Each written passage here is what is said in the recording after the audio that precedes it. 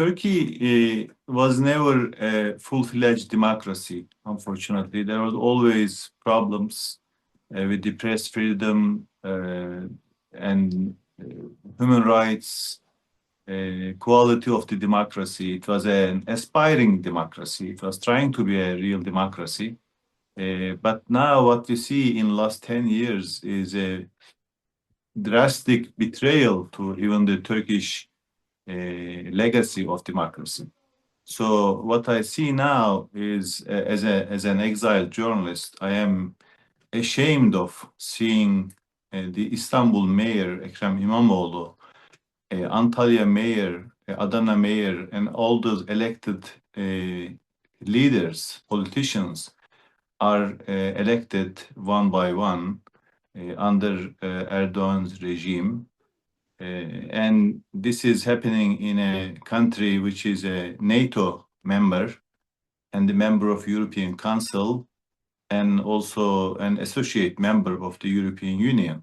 So these are never acts that are acceptable in any way and form. But the question is why Erdoğan regime is doing this. So in my mind, there are two reasons. One, Erdoğan's popularity and Erdoğan's ruling party, AKP's popularity is declining. And when we saw this, it was in last local elections in 2024. We realized and we saw that the main opposition party, CHP, which is the party of Ekrem İmamoğlu, won the election with almost a landslide. This was historic because this was the case after 22 years of AK Party power. So this declining popularity of Erdoğan and ruling party was a big challenge to the establishment, to the palace in Ankara. So they saw this as a threat. So they are losing the public support, and they have no chance to accept a transfer of power. So they see the main rival, İmamoğlu, as a big threat to their rule. So since they are not able to defend themselves in ballot box, so they use the courts, the judiciary, to do this, to get rid of his rivals. And the main rival is Ekrem İmamoğlu. He is the presidential candidate of CHP, the main opposition party. So we saw in all the public polls that İmamoğlu is winning with big margins against Erdoğan. And now we are expecting to have an election, presidential election in 2028. And since Erdoğan sees this as a existential threat, so he first asked the university that İmamoğlu got his diploma to be cancelled on the March 18th. And just one day after that, he was arrested. So this is, of course, Erdoğan regime claims that these are corruption investigations, and they claim that Turkish judiciary is independent. There is nothing political in it. But all people in Turkey and in the world know that Turkey has no judicial independence, and the courts have no credibility at all. So when you look at the international rule of law index, and when you look at the European Court of Human Rights decisions, it is so obvious that these are not decisions of independent judges or independent courts, but the decisions dictated by the regime, by Erdoğan government.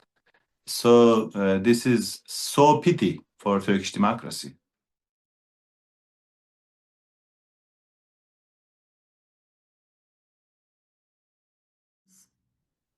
Yes, this is a new stage in Turkish political history.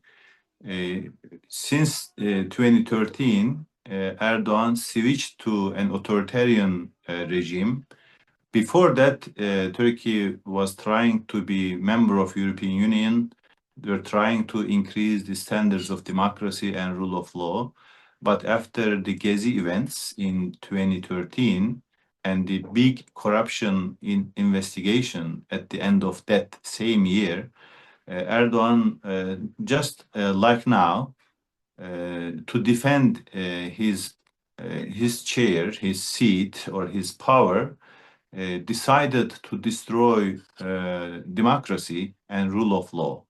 So in this the period since 2013, Erdoğan jailed not just journalists but judges, prosecutors, and the police officers, and any dissident who dared to oppose Erdoğan's views. So that brought Turkey into a country which is called an illiberal democracy. So elections were taking place, but without press freedom. 90% of press, the media controlled by the palace, by Erdoğan regime. Just maybe 10% was allowed to speak a kind of, a kind of permitted opposition. So now we are at a stage where even the illiberal democracy is not enough to describe. So now we are seeing that even the elections may not be possible, which means, which is very clear when you jail your main rival, who is the Ekrem İmamoğlu, in a possible future presidential election. Which means you are creating a dictatorship, like the ones we are very familiar in Middle East, in Central Asia, and in other parts of the world. So this is another step, and it makes more and more difficult for any opposition, to share their views, to defend their policies, and to survive. So this is a historic time for Turkish people and for Turkish democracy. If opposition can stand by some smart ways to challenge that crackdown, Turkey may go back to democracy. But these chances are so weak because all state structures, including judiciary, courts, police, military, economy, everything, media is controlled by the regime, by Erdoğan government. So the only way for the opposition is to attempt the ways that are not that conventional, like to have street protests to defend democracy and themselves, or they fail to do this, then Turkey will be a country like Iran or Syria under Baas, or Libya under Gaddafi, or some other regimes that we are very familiar. So this is a turning point, in my view, for Turkish democracy. And stakes are so much high, and that is so saddening for me as an exiled journalist. So as a journalist, I try to highlight the importance of this phase in Turkish democracy. And I like to be optimistic that the Turkish people, especially the opposition, although they are maybe more than 60% of the Turkish society, they were not unified, and Erdoğan benefited that division among the opposition. So at least at that stage, I hope, wish, and pray that opposition can come together to defend not just themselves, but to defend the rule of law, democracy, and all other freedoms and human rights. Unfortunately, this main opposition, the secular sections of the society, uh, did have a wrong perspective when all these persecutions and the destruction of rule of law started 10 years ago. That this is I need to underline this, because if the opposition party had a democratic perspective, if they were able to come together to defend democracy and the independent judiciary and media when they were attacked 10 years ago. Can you imagine the member of the Supreme Court, two members of the Supreme Court even jailed?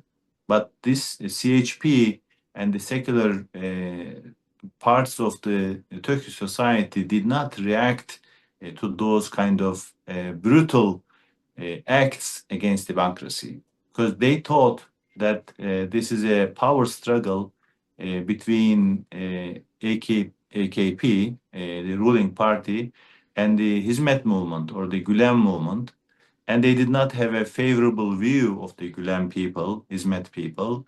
So they just watched and thought that they will destroy each other, and there will be no time that this regime will come to their doors to crack down to their journalists, their media institutions, their municipalities.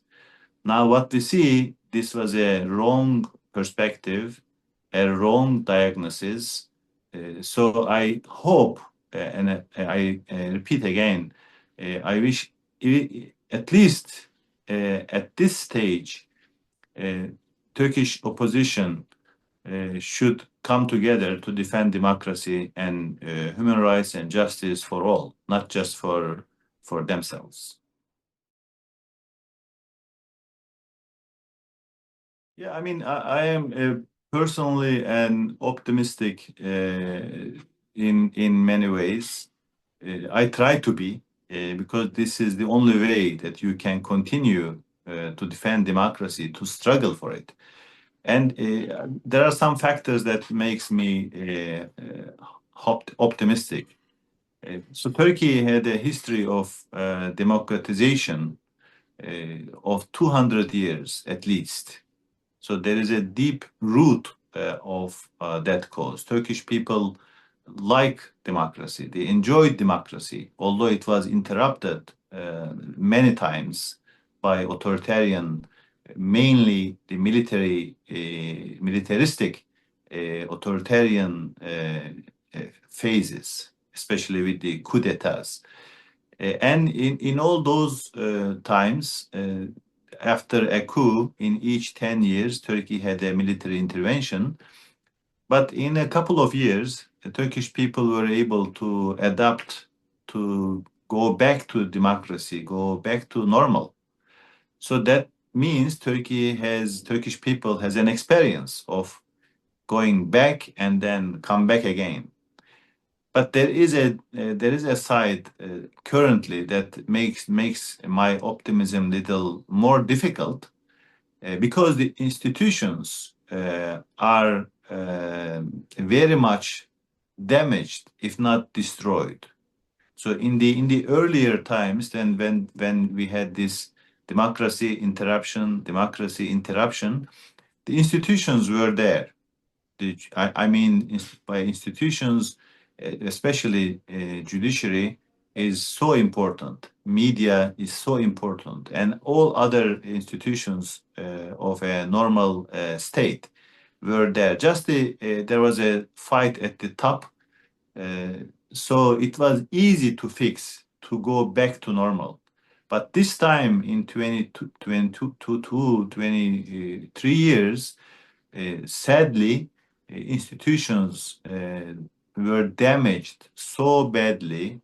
So it will, even if one way or another, Erdoğan regime is stopped on an election or on democratic protests, through democratic protests, but it will take some time to repair those damages and to make institutions viable, up and running again.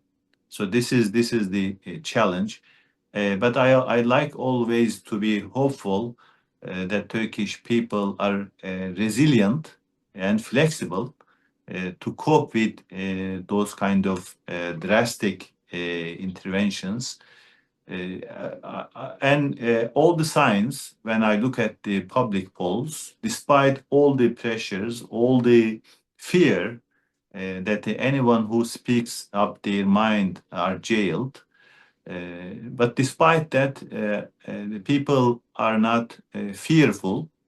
When you look at the rallies, the meetings of the opposition party, people are, especially young people, attending to those rallies and not accepting the threat of the regime, Erdoğan regime. But I mean, once you lose the institutions, once the police, military, courts start acting against the citizens, it's not easy to defend democracy, but it is not impossible. Many countries in the world faced such situations, and they were able to bring back democracy. And this is what I hope for Turkey. Here's Turkish Minute. Turkish Minute. Turkish Minute. Turkish Minute. Turkish Minute. The TurkishMinute.com